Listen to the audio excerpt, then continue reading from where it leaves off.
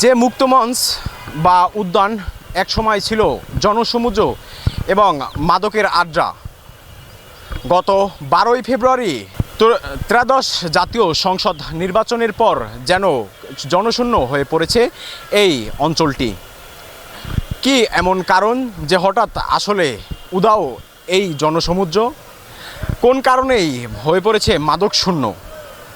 বিস্তারিত থাকছে। এই যে মাদক বিরোধী অভিযান চলতেছে সোহরাওয়ার্দী উদ্যানে, এবং যে মুক্ত মঞ্চে যে একবারে জনশূন্য হয়ে পড়েছে।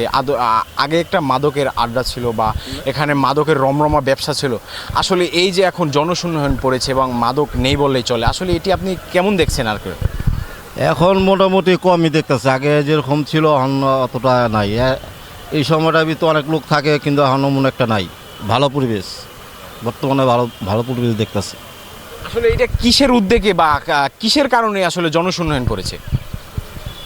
এটা ভাই সঠিক আমি এটা বলতে পারতাছি না। আগে বা আপনার মানে কোনো আগে কি আসতেন এখানে? এই আমি ভাই 2 দিন ধরে আসতেছি, আসে একটু সব কাজ নাই জন্য একটু সময় দিই, এদিকে এসে একটু ঘুরি, ভালো লাগে। আসলে আপনার অনুভূতিটা কেমন এই যে একবারে জনশূন্য এবং যে আসলে একটা ভালো পরিবেশ, আসলে আপনার অনুভূতিটা কেমন?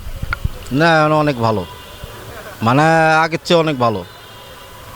এই মঞ্চ নিয়ে আপনি কি আসলে আপনার কি কিছু জানা আছে বা এরকম যে আসলে বা এটি জানা নেই আমার সঠিক, বা আসলে আগে যে জনসমুদ্র ছিল আসলে আগের থেকে কি এখন ভালো লাগতেছে বা আগে ভালো ছিল?